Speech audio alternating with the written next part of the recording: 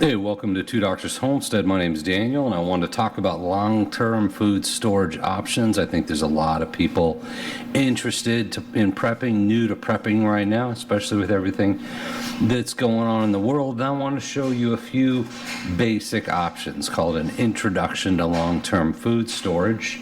We're going to look at you could say three options. One is Mylar bags. So this is a 1 gallon Mylar bag with 5 pounds of rice in it. And you can see it's a nice sealed up tight packet, and that's because we put the oxygen absorber in it. Putting rice in a Mylar bag with an oxygen absorber greatly extends the shelf life, the best by date, how long it's going to maintain its nutritional value, because the Mylar bag blocks the light, holds the lack of oxygen in.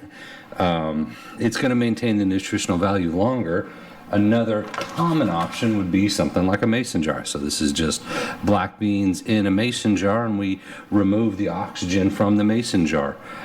Can't necessarily say which one is better. This is going to be more reusable, right? If I use the beans, I could reuse the mason jar. You may not be looking to reuse your Mylar bag, so this is maybe better short term. I've seen some people say the Food Saver or most retail vacuum sealers aren't going to remove all the oxygen, and the oxygen absorbers might remove more oxygen. So in that sense, the oxygen absorber probably removes more oxygen, and the Mylar bag blocks the light. So this does not block the light. It's not to say you couldn't get a mason jar that is not clear, or that you could store it in a dark place in a cabinet or something like that. I'm not putting it down. I think the mason jar is an option. The end result is your food is in a sealed container, which protects it from things like moisture, bugs, those kind of things. You've removed the oxygen, which will help increase the shelf life, right? So either one of these options is pretty good. We usually use either the 1 gallon Mylar bag, which I've found if you're looking at things like rice and beans, you can get 5 pounds in the Mylar bag. If you're looking at things like oats, maybe you only get 3 pounds per gallon. Or we use the 5 gallon Mylar bags, which is gigantic as this seems. It fits nicely in a 5 gallon bucket. So then you've got the 5 times 5, right? So 5 pounds per gallon, 5 gallons. So you get about 25 pounds of rice or beans in a 5 gallon bag. Or maybe we got about 15 pounds of oatmeal, those kind of things. If you're going to use the Food Saver, the vacuum sealer, I'm not necessarily putting that down. You get attachments, right? There's a wide mouth jar sealer, there's a regular jar sealer, depending on the size of the lid on your jar. And you can look at things like desiccant packs. So these are your silica gel desiccant packs. These remove moisture, and you want to keep your food dry if you're storing it long term. You could save the ones that came with your shoes, or you can buy them. This was a 200 pack. They're like a nickel each. So if you don't want to save the ones that came in your box of shoes, you can just buy some, right? Nickel each. You want to keep your moisture under control when you're talking about long-term food storage. If moisture gets into the food, especially in a low or no oxygen environment, things start getting pretty weird. That's when you can talk about stuff like botulism. So it's never a bad idea to add a desiccant, right? This sucks the moisture out. The oxygen absorbers remove the oxygen. They're both good to do for your dry goods you want to store long term. In terms of a Food Saver bag, we talked about the Mylar bags. You may be familiar with these. It comes in the roll, right? And you can, cut them to any length you want. There's different widths. These I really would recommend for your freezer, right? A freezer bag. The reason being, and this is maybe personal experience, is they're more likely to leak air than something like a Mylar bag. The Mylar bag's more heavy duty. This is years old. I made this years ago, and you can see it's got a nice tight seal on it. I've had freezer bags leak air in much less time, right? So think of them as freezer bags, use them as freezer bags. If you're processing animals, if you're storing meat or storing something in the freezer, I would use the freezer bags. I wouldn't use them for long-term dry goods storage unless that's all you have, right? If that's all you have, then that's all you've got, and you got to work with what you can. I've got the impulse sealer. You maybe seen us use it. I use this for sealing my Mylar bags. There are other ways to seal the Mylar bags. You just need heat to melt the top of the bag, right? So you may want some kind of a bag sealer. The whole point is seal the bag after you put the oxygen absorber in it, put the contents in it. So some way to seal the bag is a good idea. So we have our beans. These are the black beans. They say they can last 20, 30 years. I don't know. I can't warranty that. I don't guarantee that. But if you keep them in a low oxygen environment, you don't let them get wet, they could last a very long time. Now, the advantage of the mason jar that I didn't mention is things like mice or rats, rodents.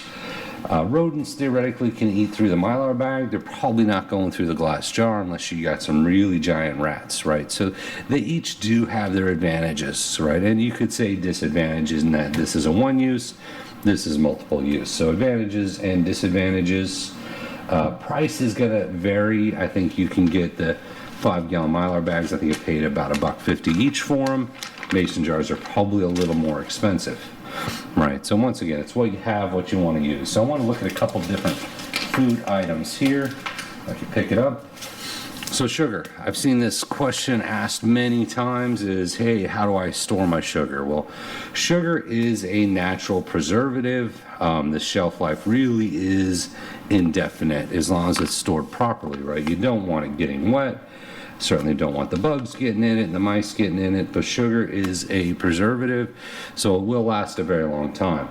Now, you don't want to do the oxygen absorbers on the sugar, because if you store it in a low oxygen environment, it becomes very clumpy. You get a block of sugar, which is probably not what you had in mind.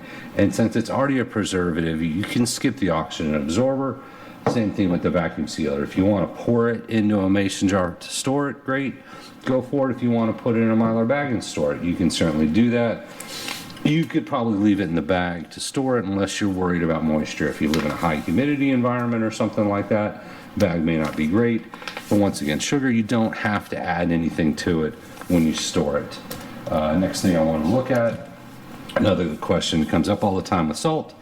Same thing with salt and sugar. Salt is a natural preservative, has an unlimited shelf life. Salt will last forever. It's already billions of years old. Same deal. You don't need the oxygen absorbers. You don't want to use them. You don't need the food saver. You don't need to vacuum seal it. If you want to store your salt in a mason jar, you certainly can. If you want to store it in a Mylar bag, you certainly can. But you don't need to remove the oxygen. It's already a natural preservative, and it will last for a very long time as it is. Another item that I want to add a word of caution on, this is masa, really just going for any flour. This is corn flour, wheat flour, any flour. So if you try to vacuum seal flour, you run the risk of damaging your vacuum sealer because it is a very fine powder. I've seen people put it in a brown paper bag and wrap the paper bags, and then you put it in, say, the vacuum sealer. You can do that, right? And maybe you'll be fine, but just be aware is you don't want all that fine powder getting sucked into your vacuum sealer. It could damage it. So if you're looking at any kind of flour, if you do want to store it, I would say oxygen absorber is not a bad idea. Maybe the jar sealer, but once again, you're running the risk of sucking the powder into your food saver. So probably the Mylar bag is going to be your best bet with your oxygen absorber. Now, these are 500 cc oxygen absorbers. I like to do 500 cc's per gallon. They say 300 is the minimum, but it doesn't hurt to go extra. I like a nice tight bag. I like to get all that oxygen out, and some of it depends on the density, right, of the product you're putting in there, how much oxygen is in the bag. But I do 500. They're really not that much more expensive than the 300, and the ones I get come in 10 packs, so 10 packs is easier for me to deal with. So once again, on the flours, probably not a good choice for the vacuum sealer, right? You run that risk of damaging your vacuum sealer. Things like pinto beans, they're great, right? So I found about 5 pounds per gallon on the Mylar bags, and I think this was a full pound in the mason jar right here. Long shelf life. Same thing, lentils are tiny, so you got to look at how much does that squeeze down. But lentils, same thing, you're going to have a long shelf life. Probably, I haven't done these in the Mylar. I'm going to guess 5 pounds per gallon, but you might have to try that out. Wheat berries, another one that will last a very long time if you store it properly. And by properly, we're talking put it in a Mylar bag, put the oxygen absorber, seal the bag, put it in a mason jar, vacuum out the air, right? That's what we're saying when we say store it properly. And then you want to store that in a cool, dry place. Oatmeal will last a very long time, stored properly. It's not heavy, it's not dense, so we only get about 3 pounds per gallon on the oatmeal. So this is a 1 pound bag, so I'd get about 3 of these in a 1 gallon Mylar bag. And then you got your rice, right? Same thing with the rice. I've seen people store rice in old 2-liter soda bottles, and you can do that, right? It will last a long time without an oxygen absorber because it is very dry. It will last longer, and that's just science if you remove it. If you put it in a low oxygen environment, because oxygen will degrade the nutritional value, if you keep it out of the light, it's going to last longer. Does it matter? Well, it depends on how long you plan on storing it, right? It may last plenty long enough in a 2-liter bottle that it doesn't matter. Put it in a mason jar if you want, pull the oxygen out, put it in a Mylar bag, take it as it is and leave it in the bag, right?